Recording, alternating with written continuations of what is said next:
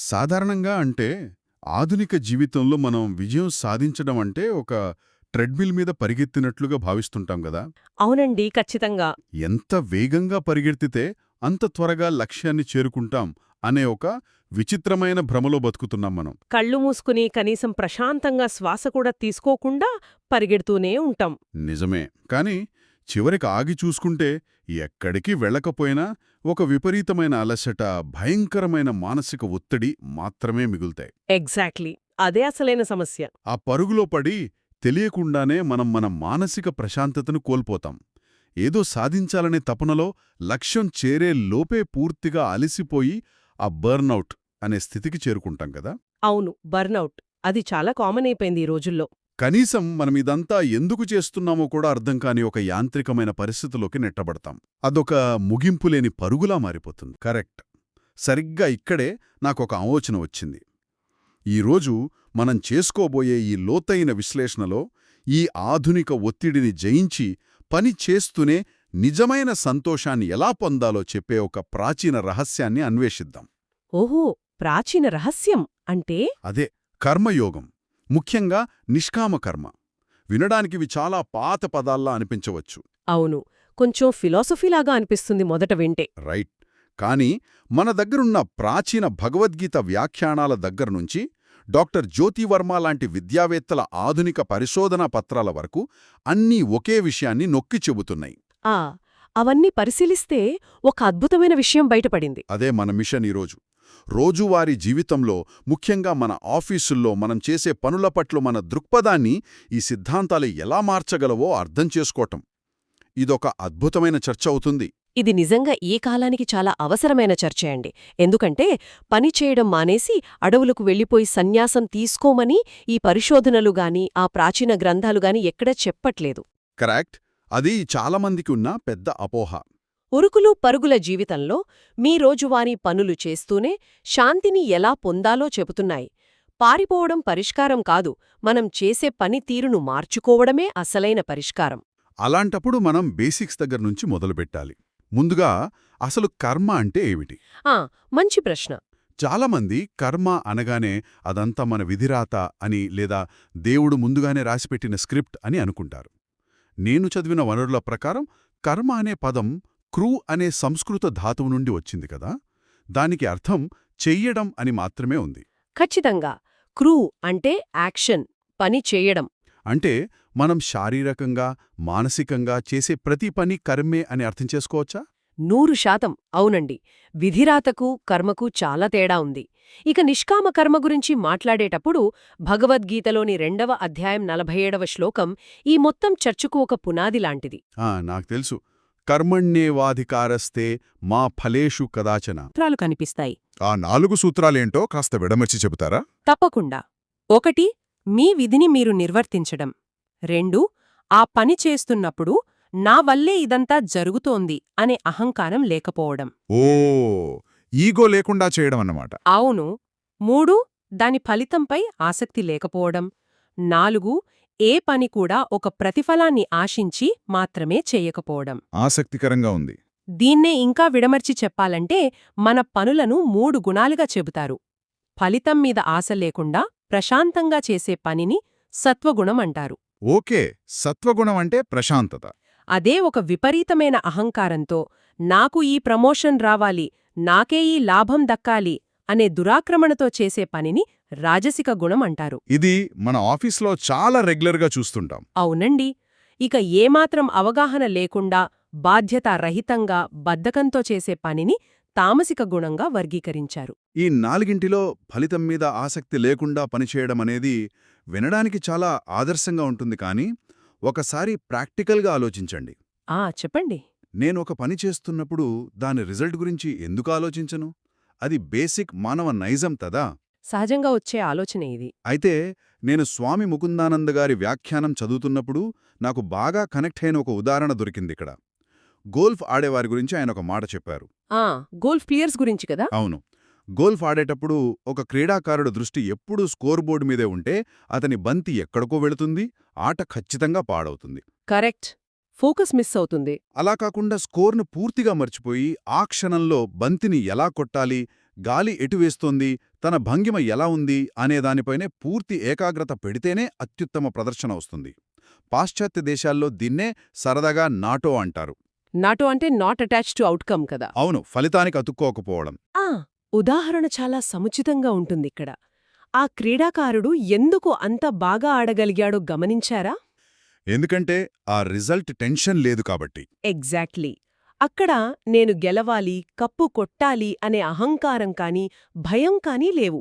కేవలం ఆడటం అనే విధిపైనే అతని దృష్టి ఉంది. ఇక్కడ ముకుందానందగారు వంటగదిలోని పట్టకారు ఉదాహరణను కూడా ప్రస్తావించారు. వంటగదిలోని పట్టకారు అంటే వేడిగిన్నెలు పట్టుకునేదా?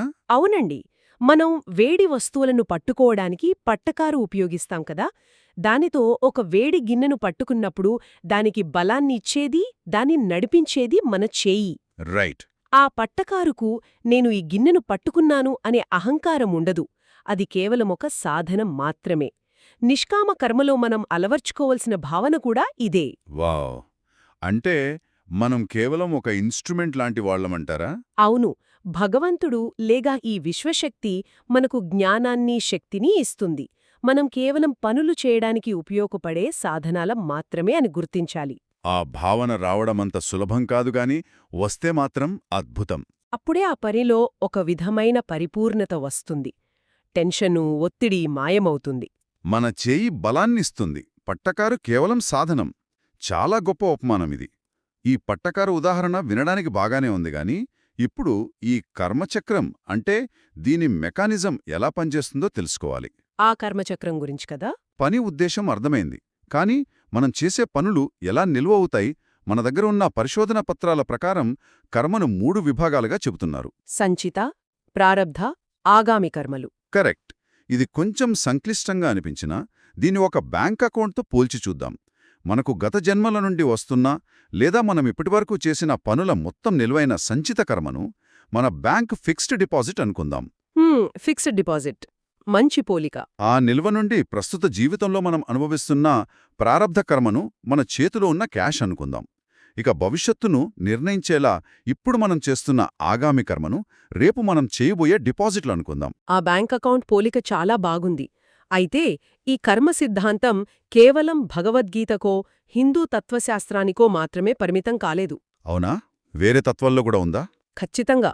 వివిధ భారతీయ దర్శనాలలో దీన్ని విభిన్న కోణాలలో విశ్లేషించారు. ఉదాహరణకు జైన మతంలో కర్మను భౌతికంగా ఆత్మకు అంటుకునే ఒక కర్మధూళిలాంటి 8 రకాల పదార్థాలుగా భావిస్తారు. కర్మధూళి అంటే కార్మిక్ డర్ట్ అన్నమాట. అవును. ఆ ధూళిని వదిలించుకోవడమే మోక్షమంటారు. అలాగే మీమాంస దర్శనంలో ఈ కర్మచక్రాన్ని అపూర్వ అనే సూత్రంగా పిలుస్తారు. అపూర్వ అంటే అంటే మనం చేసే ప్రతి పని ఒక అదృశ్య శక్తిని సృష్టిస్తుంది, అదే భవిష్యత్తును నిర్ణయిస్తుంది అని. ఇక న్యాయావైశేషిక దర్శనంలో అయితే భగవంతుని నియంత్రణలో ఉండే ఒక శక్తి లేదా అదృష్ట అని అంటారు.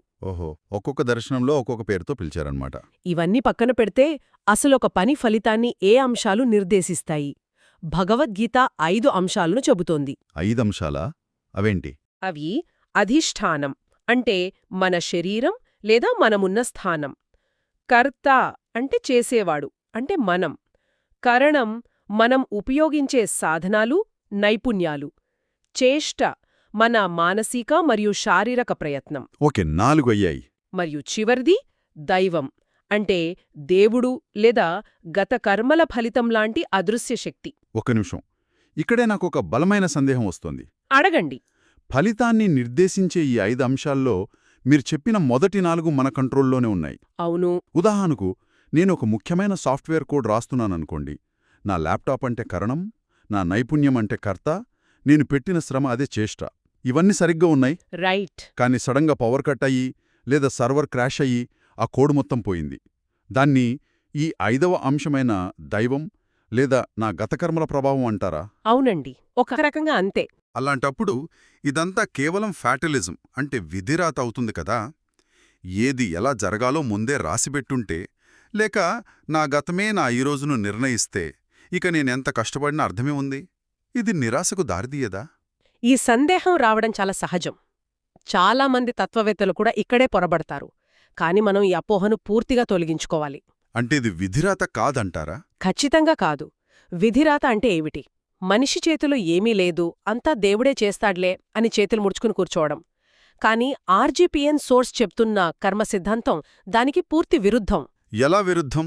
విధిరాత మిమ్మల్ని ఏ ప్రయత్నం చేయవద్దు అంటుంది, కాని కర్మ సిద్ధాంతం మిమ్మల్ని ఖచ్చితంగా ప్రయత్నం చేసి తీరాల్సిందే అంటుంది.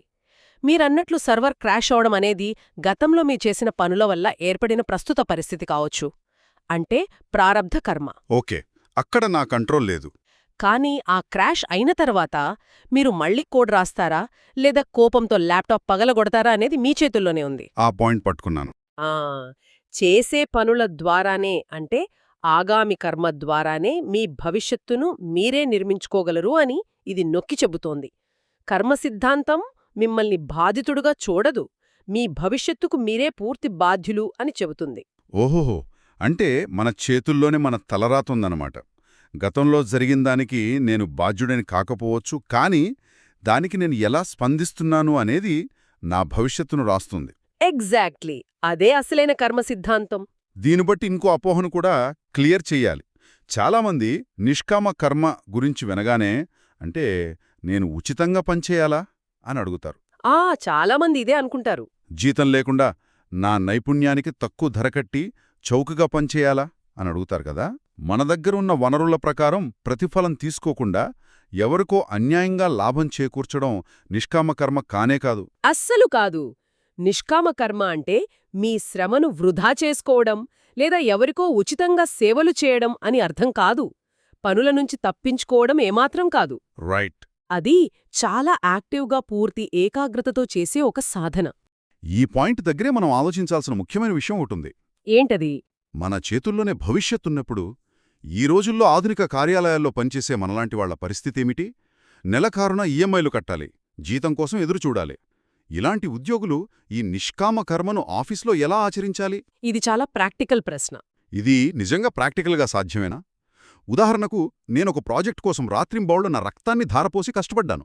నా మేనేజర్ కనీసం నిన్ను పిలిచి ఒక చిన్న థ్యాంక్స్ చెప్తాడు అని నేను ఆశించడంలో తప్పేముంది? గుర్తింపు కోరుకోవడం సహజమే కదా. ఒక అప్రిసియేషన్ ఆశించడం కూడా నా నిష్కామ కర్మను పాడు చేస్తుందా? జీతం గుర్తింపు లేకుండా నేనెందుకు పనిచేయాలి? ఇక్కడే మీరు ఈ సిద్ధాంతంలోని సూక్ష్మాన్ని పట్టుకోవాలి. ఈ అంశాన్ని మనం మరింత లోతుగా పరిశీలిస్తే ఈ సిద్ధాంతం ఆధునిక కార్పొరేట్ ప్రపంచానికి ఎంత ప్రాక్టికల్ ప్రాముఖ్యత కలిగి ఉందో అర్థమవుతుంది. ఎలాగో వివరిస్తారా? దీనికి జ్యోతివర్మ గారి పరిశోధనాపత్రంలో ఇచ్చిన ఒక అద్భుతమైన ఉపాధ్యాయుడి ఉదాహరణను తీసుకుందాం. Okay, teacher example. ఒక నిజాయితీగల ఉపాధ్యాయుడు ఉన్నాడు. అతనికి క్లాసులో కొందరు ఇష్టమైన విద్యార్థులుండొచ్చు, కొందరు అల్లరి చేసే విద్యార్థులుండొచ్చు. కాని అతను పాఠం చెప్పేటప్పుడు ఇష్టమైన వాళ్లకొకలా, ఇష్టం లేని వాళ్లకి మరోలా పాఠం చెప్పడు కదా. చెప్పకూడదు కూడా. అతనికి ఆ పని చేసినందుకు నెలాఖరున జీతం వస్తుంది. కాని బోర్డు మీద పాఠం రాస్తున్న ఆ క్షణంలో అతడు తన జీతం గురించో, విద్యార్థుల ప్రశంసల గురించో, రేపు రాబోయే ప్రమోషన్ గురించో ఆలోచించడు. ఆ మూమెంట్లో కేవలం టీచింగ్ మీదే ఫోకస్ చేస్తాడు. అవును, జ్ఞానాన్ని అందించడం తన బాధ్యతగా భావించి అందులో లీనమైపోతాడు.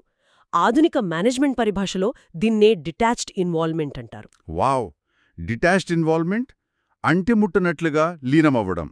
చాలా పవర్ఫుల్ ఫ్రేజ్ ఇది. అవునండి, పనిలో పూర్తిగా ఇన్వాల్వ్ అవ్వాలి, కానీ రిజల్ట్కి డిటాచ్ అయి ఉండాలి. అంటే ప్రతిఫలాన్ని వద్దని దానం చేయడం కాదు, ప్రతిఫలానికి మన మనస్సును బానిస చేసుకోకపోవడం అన్నమాట. సకామ కర్మలో సమస్య ఏమిటంటే మనం చేసే ప్రతి చిన్న పనిలోనూ ఫలితంపై విపరీతమైన అంచనాలు పెంచుకుంటాం. కరెక్ట్. అదే మన కొంపముంచుతుంది. నాకు ప్రమోషన్ వస్తుందా, నా పక్క సీట్లో ఉన్నవాడికి నాకంటే ఎక్కువ బోనస్ వస్తుందా, మేనేజర్ వాడినే ఎందుకు మెచ్చుకున్నాడు, ఇలాంటి ఆలోచనల వల్ల పని కంటే ఎక్కువ ఆందోళన మీద మన శ్రద్ధ వెళ్తుంది. నిజమే. దీనివల్లే విపరీతమైన మానసిక ఒత్తిడి లేదా మనం ఇందాక చెప్పుకున్న బర్నౌట్, ఇతరులతో అనవసరమైన పోలిక పెరుగుతాయి. అదే నిష్కామకర్మ ఆచరించడం వల్ల ఏమవుతుంది? మనకు అనవసరమైన ఆలోచనలు తగ్గిపోతాయి. అంటే మన ఎనర్జీ వేస్ట్ కాదన్మాట. ఎగ్జాక్ట్లీ. మన బుర్రలో ఒక అపారమైన మానసిక శక్తి ఆదా అవుతుంది గదా. దీన్నే సైకలాజికల్ ఎనర్జీ కన్జర్వేషన్ అంటారు. అప్పుడు మనం చేసే ఆఫీస్ పని కూడా ఒక ఆరాధనగా మారిపోతుంది. వర్క్ ఈజ్ వర్షిప్ అంటాం కదా, అలాగా. అక్షరాల నిజం. ఇది ఆధునిక కార్పొరేట్ ప్రపంచం వెంటనే నేర్చుకోవలసిన పాఠం. పాశ్చాత్య దేశాల సంస్థలు ఉద్యోగుల ఒత్తిడిని, ఈ బర్నౌట్ని తగ్గించడానికి ఆఫీసుల్లో మసాజ్ చైర్లు పెట్టడం, పింగ్ పాంగ్ టేబుల్స్ తీసుకురావడం లేదా బలవంతంగా సెలవులిచ్చి వెకేషన్కు పంపించడం చేస్తుంటాయి. అవును, అదొక ట్రెండ్ అయిపోయిందిప్పుడు. కాని అవన్నీ కేవలం ఒక తాత్కాలిక ఉపశమనాన్ని మాత్రమే ఇస్తాయి. సెలవైపోగానే మళ్లీ అదే ఒత్తిడి మొదలవుతుంది. మండే మార్నింగ్ రాగానే మళ్ళీ అదే టెన్షన్. కరెక్ట్. కాని భగవద్గీత ఏం చెబుతోందంటే పని మానేయడం లేదా పని నుండి పారిపోయి వెకేషన్కు వెళ్లడం ద్వారా కాదు, పని చేయడం ద్వారానే ఆ పనిలోనే శాంతిని పొందాలి అని చెబుతోంది. అదెలా సాధ్యమంటారు? ఫలితం గురించి రేపు ఏం జరుగుతుంది అనే భయం లేకుండా ఈ క్షణంలో పని చేసినప్పుడు వచ్చే ఏకాగ్రత, దానివల్ల వచ్చే ప్రశాంతత అసాధారణమైనవి అండి. పని నుంచి పారిపోవడం ద్వారా కాదు, పని ద్వారానే శాంతిని పొందడం. ఇది వినడానికే చాలా శక్తివంతంగా ఉంది. వ్యక్తిగతంగా మనకు ఆఫీస్లో ఒత్తిడి తగ్గడం అనేది బాగానే ఉంది. కానీ దీనివల్ల మన ఆత్మకు లేదా మనం జీవిస్తున్న ఈ సమాజానికి కలిగే అంతిమ ప్రయోజనమేమిటి? అసలు ఈ కర్మ సిద్ధాంతాన్ని కేవలం కార్పొరేట్ స్ట్రెస్ మేనేజ్మెంట్ కోసమే కాకుండా ఇంకా ఇంత లోతుగా ఎందుకు అర్థం చేసుకోవాలి? ఎందుకంటే నిష్కామకర్మ అనేది కేవలం ఆఫీస్లో ఒత్తిడిని తగ్గించుకునే ఒక టెక్నిక్ మాత్రమే కాదు, దాని గమ్యం ఇంకా చాలా పెద్దది. ఇంకా పెద్ద గమ్యం అంటే? మన తత్వశాస్త్రం ప్రకారం ఇది జననమరణ చక్రాల నుండి విముక్తికి, అంటే మోక్షానికి దారితీస్తుంది. ఓహ్, ఫైనల్ డెస్టినేషన్ మోక్షం అన్నమాట. అవును. ఈ సమయంలో ఛాందోగ్య ఉపనిషత్తులో ఉద్దాలకుడు తన కుమారుడైన శ్వేతకేతువుకి చెప్పిన ఒక అద్భుతమైన మహావాక్యాన్ని మనం గుర్తుచేసుకోవాలి. ఏంటది? అదే తత్వం అసి, అంటే నీవే అది లేదా ఆ విశ్వదైవత్వం నీలోనే ఉంది అని అర్థం. తత్వం అసి. అద్భుతం. మనం ఎప్పుడైతే మనలోని నేను చేస్తున్నాను అనే అహంకారాన్ని పక్కన పెట్టి నిష్కామంగా పనిచేస్తామో అప్పుడు ఎదుటివారిలో ఈ సృష్టిలో ఉన్న దైవత్వాన్ని మనలోనే గుర్తిస్తాం. అందరినీ సమానంగా చూసే ఒక ఉన్నత స్థితికి చేరుకుంటాం. ఇవన్నీ వింటుంటే నాకొక విచిత్రమైన ఆలోచన వస్తోంది. ఏంటో చెప్పండి. సకామ కర్మ అంటే కోరికతో చేసే పని అనేది మనల్ని బంధించే ఇనుప సంకెళ్ళనుకుందాం. ఎందుకంటే అది మనల్ని అహంకారానికి బంధిస్తుంది. కరెక్ట్. మరి నిష్కామ కర్మ అనేది బంగారు సంకెళ్లలాంటిదా? ఏది ఏమైనా ఆ సంకెళ్ల మూలకం మారిందిగాని రెండు మనల్ని ఏదో ఒక కర్మకు బంధిస్తూనే ఉన్నాయి కదా. వావ్, ఇది చాలా లోతైన ప్రశ్న. బంధనం తప్పనప్పుడు దేంతో బంధించబడితే ఏం లాభం? ఈ బంగార సంకెళ్లు వేసుకుంటే వచ్చే ప్రత్యేక లాభం ఏమిటి అంటారు? ఆ సారూప్యత అద్భుతంగా ఉందండి. దానికి సమాధానమేంటంటే అవును, మీరన్నట్లు రెండు కర్మలు మొదట్లో మనల్ని బంధిస్తాయి. కరెక్ట్. కాని సకామ కర్మ అనే ఇనుప సంకెళ్ళు మన అహంకారాన్ని, స్వార్థాన్ని పెంచి మనల్ని ఎప్పటికీ ఆ చీకటిలోనే ఇరుకున పెడతాయి. కాని నిష్కామ కర్మ అనే బంగారు సంకెళ్ళు మనల్ని దేనికి బంధిస్తాయి? దేనికి బంధిస్తాయి? మన విధికి, సత్యానికి, సమాజ శ్రేయస్సుకు బంధిస్తాయి. కాలక్రమేణా ఆ బంగారు సంకెళ్ళు మనకు ఒక జ్ఞానాన్ని ప్రసాదించి ఆ సంకెళ్లను మనమే స్వయంగా తెంచుకుని బయటపడే మార్గాన్ని చూపుతాయి. ఓహో, అంటే అవి మనల్ని విముక్తుల్ని చేస్తాయన్నమాట. అవును. దీనికి భగవద్గీత 3.22 శ్లోకంలో సాక్షాత్తు శ్రీకృష్ణుడు తనను తానే ఒక ఉదాహరణగా చూపిస్తాడు. 3 లోకాల్లో తనకు ఏ పనీ చేయాల్సిన అవసరం లేదు, కొత్తగా పొందాల్సింది ఏమీ లేదు. రైట్. దేవుడికేం అవసరం ఉంటుంది? అయినా సరే సమాజానికి ఒక ఆదర్శంగా నిలవడానికి, ఒక మంచి ఉదాహరణను చూపించడానికి తను నిరంతరం కర్మలు చేస్తూనే ఉంటానని అంటాడు. దీన్నే లోక సంగ్రహం అంటారు. లోక సంగ్రహం అంటే లోక కళ్యాణం కోసం పనిచేయటం. సరిగ్గా చెప్పారు. సామాజిక శ్రేయస్సు కోసం పనిచేయడం. మన ప్రాచీన తమిళ లౌకిక నీతి గ్రంథం తిరుక్కురళ్ళలో కూడా ఇదే సామాజిక సామరస్యం గురించి చాలా గొప్పగా చెప్పారు. అవునా? ఏమని చెప్పారు? నిష్కామ కర్మ వల్ల సమాజంలో స్వార్థం నశించి ఒకరికొకరు నిస్వార్థంగా సహాయం చేసుకునే అద్భుతమైన వాతావరణం ఏర్పడుతుంది అని చెప్పారు. అర్థమైంది. అంటే నిష్కామ కర్మ మనల్ని మొదట్లో బంధించినట్లు అనిపించినా చివరకు ఆ బంగారు సంకెళ్ళు కరిగిపోయి అది మనల్ని, మన చుట్టూ ఉన్న సమాజాన్ని కూడా పూర్తిగా విముక్తుల్ని చేస్తుందన్నమాట. 100% కరెక్ట్. ఈ అద్భుతమైన చర్చను ముగిస్తూ చూస్తే కర్మయోగం అనేది బాధ్యతల నుంచి, కష్టాల నుంచి పారిపోవటం ఏమాత్రం కాదు. ఖచ్చితంగా కాదు. పూర్తి బాధ్యతతో ప్రస్తుత క్షణంలో ఇప్పుడు ఇక్కడ జీవించటం. దీన్ని మనం ఆధునిక సైకాలజీలో mindfulness in the present moment అని పిలుచుకుంటున్నాం. ఫలితాన్ని దైవానికి లేదా ప్రకృతికి వదిలేసి మనం చేసే పనిని ప్రతిక్షణం పూర్తిగా ఆస్వాదించడం. అవునండి, అదే అసలైన యోగం. మనం ఈ అన్వేషణ మొదట్లో చెప్పుకున్న ఆ ట్రెడ్మిల్ ఉదాహరణను ఒకసారి మళ్ళీ గుర్తు చేసుకుందాం. ట్రెడ్మిల్ మీద పరుగు మనల్ని భౌతికంగా ఎక్కడికి చేర్చకపోయినా, ఎప్పుడైతే మనం నేనెక్కడికి వెళ్ళట్లేదు కదా అనే ఆందోళనను వదిలేసి ఆ పరుగును ఆస్వాదించటం మొదలు పెడతామో, అప్పుడు మొత్తం మారిపోతుంది. ఎప్పుడైతే మన శ్వాసపై, మన కండరాల కదలికపై దృష్టి పెడతామో, అదే వ్యాయామం మనకు అద్భుతమైన ఆరోగ్యాన్నిస్తుంది. మన దృక్పథం మారితే ఆ పనే ఒక ఆరాధన అవుతుంది, ఒక గొప్ప మెడిటేషన్ అవుతుంది. మీరు చెప్పింది అక్షర సత్యం. పనిని లేదా మనం పనిచేసే విధానాన్ని పెద్దగా మార్చుకోనక్కర్లేదు. పని పట్ల మన ఆలోచనా విధానాన్ని, దృక్పథాన్ని మార్చుకోవడమే ఈ కర్మయోగంలో ఉన్న అసలైన రహస్యం. మనం చేసే పని పట్ల మనకున్న ప్రేమను వెలికితీయడమే ఇది. నిజమే. ముగించే ముందు వింటున్న వాళ్ళందరికీ ఒక చిన్న ఆలోచింపజేసే ప్రశ్నను వదిలి వెళ్తున్నాం. మన కర్మ సిద్ధాంతంలో ఏ చిన్న పని వృధా కాదు అంటారు. మనం చేసే ప్రతి మంచి పని ఒక అలలాగా వ్యాపిస్తూనే ఉంటుంది. రిపుల్ ఎఫెక్ట్ లాగా అన్నమాట. అవును. ఒక చిన్న నీటి బిందువు సరస్సులో పడితే తరంగాలెలా పుడతాయో, మనం చేసే పనులు కూడా అలాగే తరంగాలను సృష్టిస్తాయి. దీన్నే సంస్కృతంలో కృతప్రణాశ్ అంటారు. అంటే చేసిన కర్మ ఎప్పటికీ నశించదు అని కదా? కరెక్ట్. అది ఎంత చిన్నదైనా ఎన్నటికీ నశించదు అని అర్థం. అలాంటప్పుడు కేవలం ఏదో కాలక్షేపం కోసం కాకుండా, జీవితాన్ని మరింత మెరుగుపర్చుకోవాలనే తపనతో ఈ విషయాలను వినడానికి కేటాయించిన ఈ సమయం, మీరిప్పుడు చేసిన ఈ కర్మ, అది కూడా ఒక కర్మే కదా? భవిష్యత్లో మీ జీవితంలో ఎలాంటి అదృశ్యమైన అద్భుతమైన కర్మ తరంగాలను సృష్టించి ఉంటుందో కదా. ఆ ట్రెడ్మిల్ మీద పరుగును ఆస్వాదిస్తూనే ఈ అదృశ్య తరంగాల గురించి కాస్త లోతుగా ఆలోచించండి. మళ్ళీ మరో ఆసక్తికరమైన అంశంతో కలుద్దాం. తప్పకుండా. నమస్కారం.